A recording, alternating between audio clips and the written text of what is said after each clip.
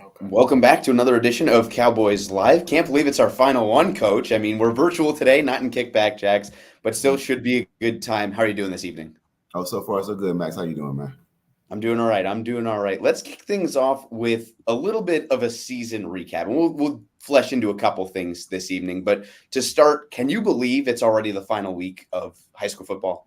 It happens fast. Like by the time you get started, it's already ended. So we tell our kids all the time. I said the one thing you will notice that this season they fly by. So once you get started, it goes by pretty quickly. It goes by so fast. Let's talk a little bit about last week. Number one, senior night for all of the seniors. How emotional was it for your group? How cool was it to see them all get to play their final game? It was good. It's always good to see the development through our seniors throughout the years, and then have them have that final game at home, and just a chance to show our appreciation for those guys and what they've done for the past 3-4 years. It's always good, but we had a great time, and like I said, I hate to see them go.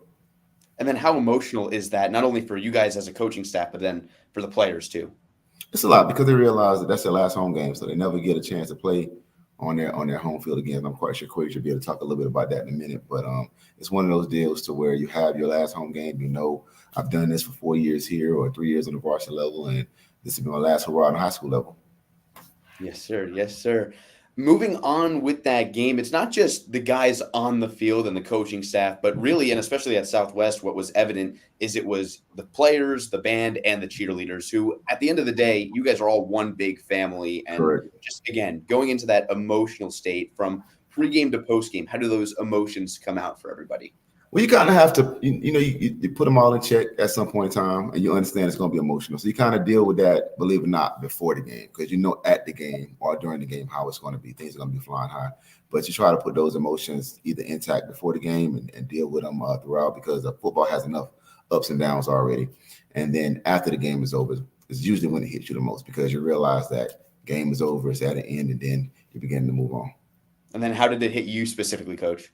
Oh man, it's tough. Like I said, the fact that we won it at Ragsdale, it's a home game, it's a rivalry game, and you want to win out for your seniors. So it was a rough one. It was a long night. It was a long night. I bet it was. 44-7 was the final last Friday against the Tigers. But what were some of your positive takeaways from that one, Coach? Effort, like I said, once again, I got guys. They never quit. We understood that what the task was, and our guys never stopped for 4 quarters. We went in and played a great ball game. Like once again, it was a 14-7 game going in the half. And we got a turnover. We ran a kickoff return for a touchdown, came back, and we had a turnover immediately after that, and we didn't capitalize on that one. We had a bad snap, and then things kind of went backwards after there. Yeah, it seemed like you had them where you wanted them to be for a little while of that game. What is it going to take for that execution to get to that next level, get them in the rearview mirror? Correct. It's just about doing small things. We always talk about doing little things, and that's why we talk about watching film, and we talk about giving that effort, because we can go back and film and we can say, okay, oh yeah, coach, we made that mistake, or hey fellas, if we would have did this thing, it would have been lined up correctly. And I think throughout the game we had a total of 5 bad snaps. So we had snaps that went kind of array that lost the yardage. So you can't get behind the curve. You always want to be ahead of the sticks. And when those times we were ahead of the sticks, we did a great job. Easier said than done, though, to stay ahead of the curve. And obviously, you're going to have 4 or 5 bad snaps a game. What's your message to the team that you want to keep them level-headed? Yes, but you also want to say we want to limit these mistakes too. Correct. And practice good habits. You want to practice how we're going to be in the game. So you want to make sure if you have those bad practices to snap, then they're probably going to lead up to the game. So let's try to have good snaps all the time. That way we can be ahead and limit those little mistakes that might cost us in the end. One guy who's been a mainstay on this show was Robert Orr, and he played his tail off on Friday. So good to see him play and ball out in his final game, wasn't it, Coach? Yeah, it was. And Orr is, like I said, he's a little Swiss Army knife. He would pretty much do anything that you ask him to do, and he's going to do it with a lot of energy. And if he messes up, it's going to be 150 miles per hour no matter what. But he's going to give everything he got to make sure he can get it done. I see Quasier shaking his head, yes and yes, up and down. Quasier, how good is he? How good is Robert on that sideline? Robert, I think Robert one of the best players I've ever played with. Like football wise, like he's just a dog. Like he'll do anything, he'll do everything, he'll try his best. Even if he don't know what's going on, he'll still go out there and just do whatever. Like, Absolutely, and just to see him, for both of you guys, to see him get that kick return, that big moment, how awesome was that on senior day, no less? Yeah, it was great. I think it was Josiah that got me. It was Josiah. Oh, my Sheetz. bad, my bad. Yeah. Yeah. Nah, it's good. Yeah. Nah, it was great even seeing him get that, especially on senior night with him being a senior. And like it was great. I was right there with him. When I saw him running up there, I was running too. I was happy. I was just as happy for him getting that touchdown. And Coach, for you, how good was that? It was good. Like I said, it was a 95-yarder. I think that was the longest return we've had since I've been here. And I mean, it was one of those things. We practice special teams a lot, so to see that to see the spark that we can, if we put it together, things happen. It was good to see him take it to the house. Let's talk about this week coming up. Another really tall task, the 7-2 Vikings. What is your message, Coach, to the team with the Vikings in the foreground? People remember the last thing you do. No matter what happened this season, no matter what goes on, people are going to remember the last thing that you did. So people have a very short span when it comes to good and bad. So if we go out and win this game on Friday night, people remember, hey, they won. You won the last one. You won the last one. So you want to remember to go in there and have that confidence. That let's go out. Let's go out as winners, no matter how the season went. Let's go ahead and take this one and make it hard for somebody else. Yeah, we talk about that all the time, especially with Senior Day. Again, it's the topic of the night so far. But your last game as a high school football player, how important is that as well? I think for these kids, it means a lot. I mean, how do you feel about your last football game? Honestly, it's emotional, like being here as long as I've been here, knowing the family like that I've had in football, knowing that we're all going different ways now. We were all like right here. It's big, and even knowing people like on other teams that do football now, it's like I'm never gonna play you again. It was good knowing you and all that. It's like just moving on to the next level in life. Yeah, how are you guys as a unit embracing that? Because I'm sure, even though you say you're moving on to the next level of your life, the next chapter of your life, you guys will stay in touch, I'm sure. Yeah, I think some of us plan on it. I think some of us are taking our own different routes. I don't know for sure about everybody else. But yeah. Hey, fair enough. Fair enough. Let's go back to talking about the Vikings coming up on Friday. It's another really tough opponent, Coach, and you say you want to leave your best foot forward at the end. But how are you gearing up in practice this week to face the Vikings on Friday? Going back over the fundamentals, just understanding this, if we do what we do effectively, we'll have a great outcome. And that means we have to win every snap. Like every snap has to be moving in the right direction. If we're offensively, we need to be moving forward to that 3.5.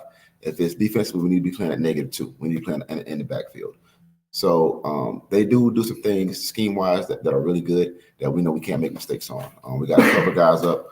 They have some pretty good receivers. Quarterback is fairly accurate when he gets out there, and we want to contain the run game. And they have a solid offensive line, but we got to play in our gaps. We got to play fast. We got to play discipline, and we got to run to the football and make tackles. Let's break that down bit by bit. You mentioned the receivers and how good and fast they are. How hard is it to stay disciplined as a defense when there's so much eye candy going on prior to a snap on each play?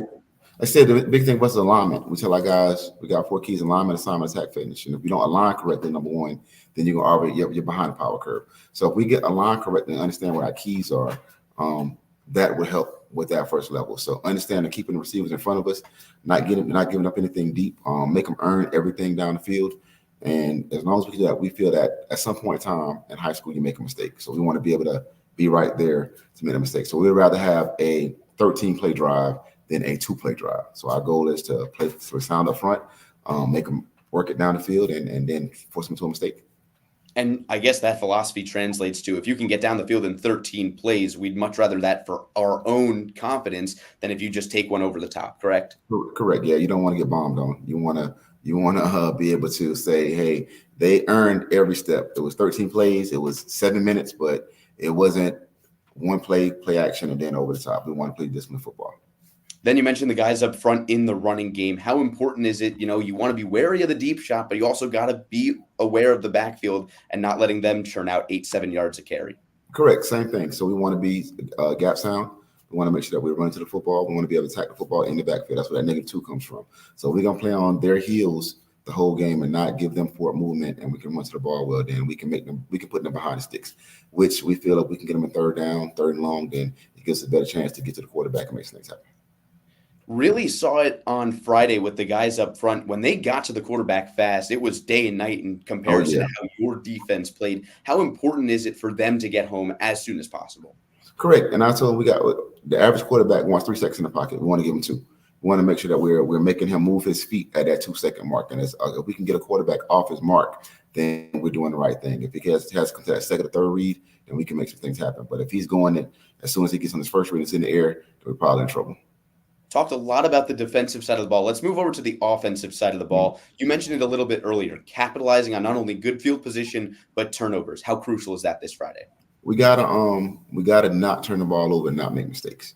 Like I said, the whole point of our offense is to make sure we're adding that 3.5 every time. And if we're moving forward, when we do those things really well, really good things happen. When we shoot ourselves in the foot, we make those mistakes. We got a holding penalty, or we got a bad snap, or we got a misread or a assignment.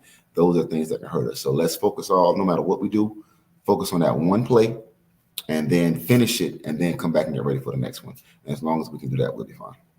Let's talk about the 3 phases of the game: offense, defense, and of course, special teams. Pick one player from each side of those. We'll start on offense. Who are you looking to see step up in this final game? Offense again, Robert Orr. He's back at it once again. So he's going from tailback to quarterback this week, and we're gonna put him in some positions where he can do a threat on him just a little bit, right? Keep everything balanced out. Defensively, Dawson Clark has to make his presence known. He has to win the line of scrimmage and make some things happen up there. When it comes to special teams, Kendall, if we have to punt, him and Wesley Oxy, they have to be on the same page. We can't have any bad snaps, and we gotta be able to get down. I'll kick our punt return unit, and our punt unit has to be able to get downfield and make some plays. Let's talk about Robert Orr in the quarterback position. We've seen him in Wildcat. I don't think I've ever seen him throw the ball, though, Coach. How good is he with his arm? Well, he threw it a little bit Friday night. He put it out there a little bit Friday night. So he's according to him, he's the best quarterback on the team. That's Robert Orr. He's the best quarterback on the team right now.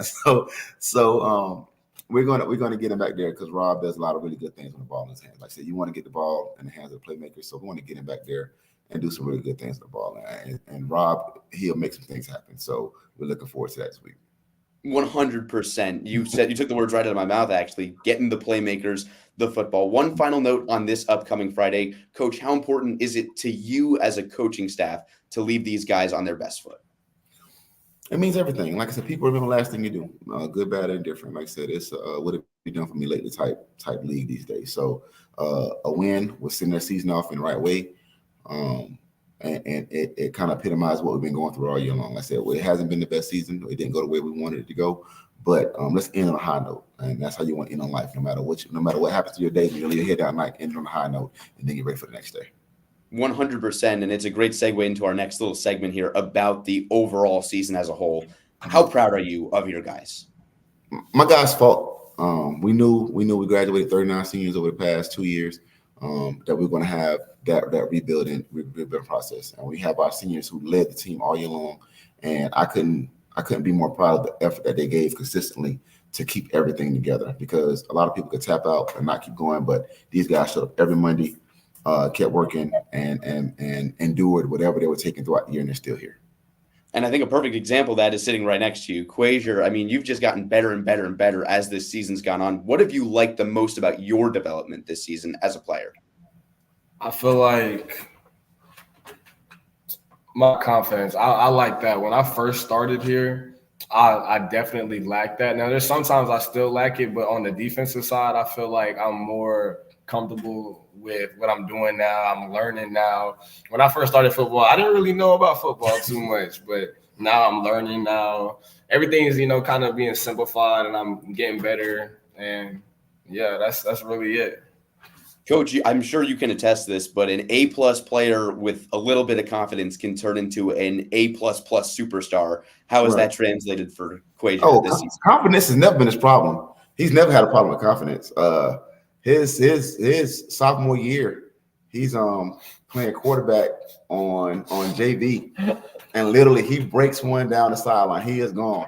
Mid-play at the 10-yard line, he just throws up the deuce, gets a whole flag, scores, and I said, "Oh, you're gonna pay for that Monday." But the confidence has never been a problem. But I have watched this young man grow over the past 3 years, and literally, he's coming to his own as a person and as a football player. And he's another one of our kids that no matter what we've asked him to do, he stepped up. He's played DB, he's played corner, he's played safety, he's played linebacker, he's played H-back, he's played wing, he's played quarterback. So no matter what we've asked him to do, he stepped up and played that role.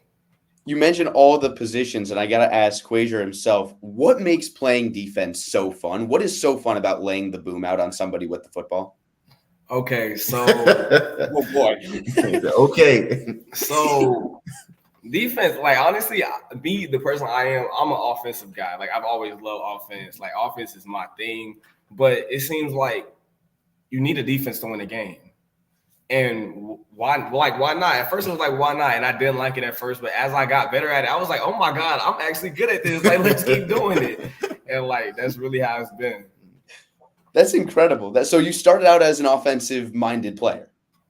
Yes, sir, I did. And then, would you still call yourself – like, if you had to go back to the offensive side of the ball, are you doing it in a heartbeat, or are you saying, well, I like the defensive side? I'll do it in a heartbit. Because the way I am, I want to win. I want to help the team win. I want to benefit the scoring. I want to do anything I can, to do that. That's certainly fair. I mean, if I look at the box score, and I think they snubbed you a little bit. It says 37 tackles on the entire year, but 15 in one game. Take me back to that game a couple weeks back. I see the smile on your face right now. Like, how much fun was that game? Man, I can't even explain to you, like. Something just took over me that game. I just knew, like when I stepped on the field, because I had never been to that school before. Because when I came, it was my sophomore year, and everything was home really. So this year was really like my year to explore all these different schools. I got out there, everybody was looking at me as I walked on the field, and I knew. Like I was looking at their coaches, and I was like, "Yeah, this is gonna be a good game for y'all." So when I went out there, I was just doing stuff like everywhere. I was coming up from the other side of the field to go help my teammates. Like it was really like just me being there and knowing that this was the game I was gonna dominate, not caring who saw me, what happened, or anything. I was doing this for me because I knew at the previous games I hadn't shown what I could really do. This felt like a night I could do that. And especially after we played Northern before that, right? And that 63-0, that had just had me mad. So I was like, yeah, we got to go out there and we've got to really do something in this game. So, yeah, wow. That's really me. Yeah, 100%. And then just talk to me afterwards. I mean, you're sitting in the locker room and then you get the news. Like, do you have like a running tally going of how many times you got to tackle? Every time I hit somebody, all I heard was Quasier Mitchell. I was like, I definitely got to look on Max Pro. So I'm telling you, I got on the bus, right? After everything, I was upset. I was upset that we lost, but it was a good game. I was proud of my teammates. I was like, y'all did so good. Like, I'm so proud of y'all. Y'all did everything. But I was like, hold on, I got to look at Max Preps. So I look at Max Preps. I'm like, whoa, I swore I only had a couple tackles before this. Like, what happened? So, yeah, it was big for me. I was like, oh, my God. And then I kind of got a big head, but I ain't really, like, brag about it. I was like, yeah, now I know what I can do. Oh, my goodness. Oh, my goodness. How was that bus ride home then after you found out that information? It was great. I was happy. I was happy to go home, happy to eat, happy to know that I did my thing out there and I left it on the field and I didn't carry it anywhere else and I didn't lose my mind with it. You know what I'm saying? Yeah, 100%. And would you say that's one of your favorite, if not the favorite moment you've had, not only this season, but in your time at Southwest? In my time at Southwest, that is the best game I've played, like, by far. Offense and defense. Yes, sir. Yes, sir. 100%. Talk to me a little bit about that, too, because, again, you're the perfect guy to have on the show for the final one this year. How important is it for you to go out there and do it again this Friday? It's great, and I am injured, but I'm still, regardless of the injury, I'm still going to go out there. It's my last one. Why not? And I got to go against my ex-teammate, too. So I'm going to go out there, and I'm going to do the best that I can, and I'm going to just make a statement. It's my goodbye. That's what it's going to be. Absolutely. And you got to make that goodbye at your own home field on Friday. How awesome was that to get honored before the game prior to? It was unreal. Like, I had seen all my other seniors do it, and me being there, I was shaking. I was like, I don't know where to walk. I don't know what to do. So, but it was great having my mom there and just hearing my name being called, people cheering, teammates cheering, and just being acknowledged for still being here when I didn't have to be here, and like just amongst everybody, And it was just great. Yeah, and you mentioned it's a different kind of feeling. You know, you're not watching the seniors graduate; you are the senior graduating. How was that for you? It's huge, honestly, and it's taken a lot of time like to process, and like I kind of like took it for granted when I was younger. I think I want to say that. I don't know. I want to use my words the right way here. So but it's like I didn't really realize that time flew by that fast, like people said. So when it was actually time, it was just like, whoa, I'm here now. Yeah. And then I'm just going with it. Yeah. And then to share that moment, not only with coach, with your mom, like you said, and your teammates too, that must have felt really, really good. It did. Then just walk me through, and I asked the head coach about this, but for you personally as a player, pre-game, the honoring, then you're on the field. I'm sure you're in the moment. You're locked into the 4 quarters of play. And then after the game, it's like, oh my goodness, this is it. Yeah. Honestly, I did think I was gonna cry. I didn't though. I kind of prepared myself. When we were walking for the seniors to be called out, I was like, Quasia, this is it. This is your last home game. You've been here for so long. You got to do the best you can. If you don't do good, just make sure you try your best. That's just what I was looking forward. And I was honestly worried about my teammates. For people who don't have the same mindset as me, I figured it would be kind of harder for them. Because like I kind of like already was like preparing myself for this to be the last game, like getting my mind ready for that. So it was also like big, and it was very sad for me and emotional. 100%. And I just want to ask you, you know, again, senior day, senior emotions are high. What has been the biggest thing that you've learned about yourself through playing the game of football? I think biggest thing I learned about myself is I try to impress other people, and I try to help other people. And I try to do other people's job for them because I don't want to see them fail. Like, I don't want to see myself fail. I don't want to see them fail. And the biggest thing that the coaches were on this season was to do your own job. And that was kind of hard for me because I'm so used to helping other people that it's like, I can't be everywhere. I just got to do this one thing. And that was another thing that would mess me up in game was not doing my job because I'm trying to do somebody else's, you know? 100%. And how was that a learning growth for you, even though, you know, somebody who is a team player, of course, but sometimes you got to just pigeonhole yourself into your job. Was there any hurdle in learning that for you this season, or you kind of got it under your wing? It definitely was a hurdle in learning that. I think I messed up last week trying to do somebody else's job. I went to the wrong gap when I was supposed to go hit gap because I was trying to help the DN get the tackle, but I was like, you know what? I got to actually focus, do my job because he's going to do his job. I just got to put trust in my peers and my teammates and the coaches and just trust that everything's going to work out. And just to wrap it up in terms of the senior day and the high emotions, how important is the sport of football to you? Big. I mean, I've been playing ever since I was young. At first, back then, all I had to do was run with the football. And then like middle school, I was playing with so many athletes like Corbin Wilson, Jay Carl. So of course, at that young age, I didn't really get too much shine then. But once I got into football in high school, it was like completely different. Lights were different. People were there. Everything was big. I was learning plays. It wasn't like Madden like I thought it was. It was way, more like complex. And it was big. Took a lot of time to get used to, and now I'm here. Yes, sir. And then how important has the head coach sitting next to you been in your development these past couple of years? It's been great, man. When he came, I was immediately like, this is my dog. This is the Coach White. Like, because I played, I was here my freshman year, but I was also injured, so I didn't play with the JV team. Was it 2021? 2022. I didn't play with them. I was injured, but my first year, it was me and his first year. Mm-hmm. So I was like, okay, I'm not really too worried about it. We're gonna see how things go. And it was my first year actually wanting to be quarterback because I wanted to do it freshman year. Right. And he was actually very patient with me, even though I wasn't the best. He was still patient with me, and I tried to make it work. And Coach, again, what have you seen at Equasia these last 2 years? It was like I said, we knew he was talented. Like he had all the gifts were there, but we have to find out in coaching. We know what they can't do. That's fine. I'm not worried about that. What can he do?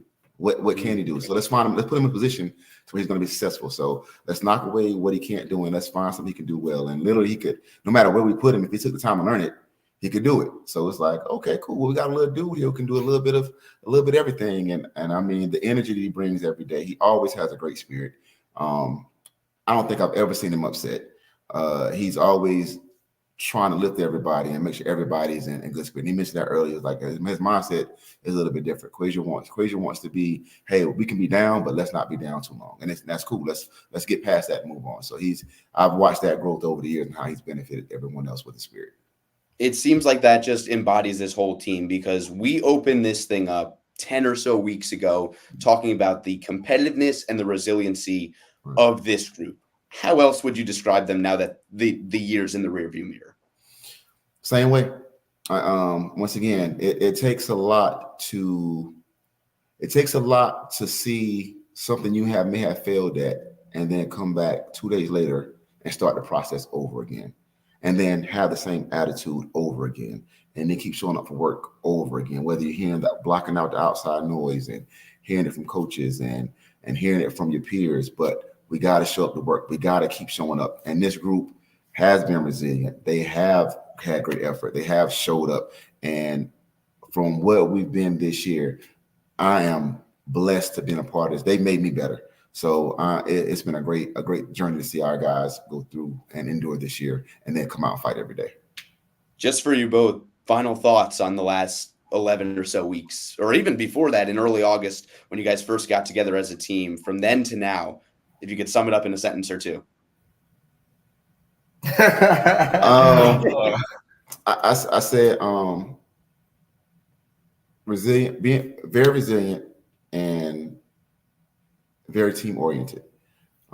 We got guys that battled together. We have guys that stuck together, and they went through with it. And they kept showing up every day, and everybody kept finding a different way to contribute. Whether it was, hey, I'm just an offensive guy. Well, by the time this season, hey, I play defense too.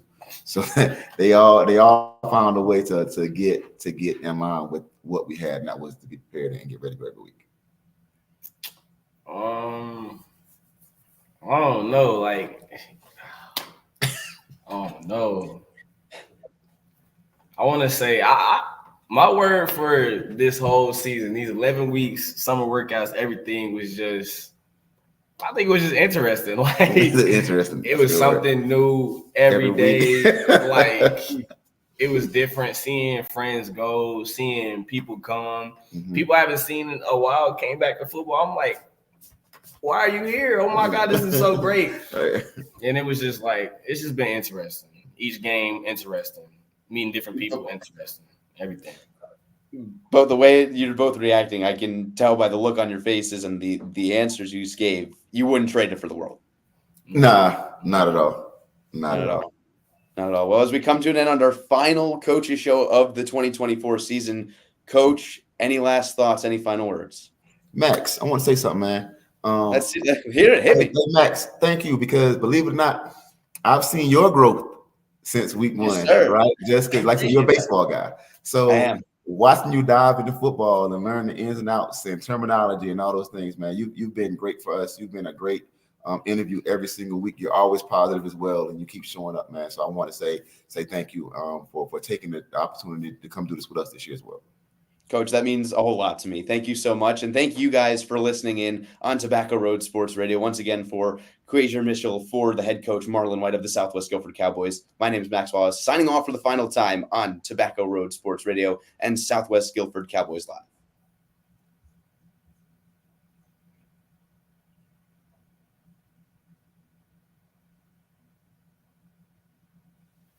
Yeah, I believe I do. I think we're good. I don't know if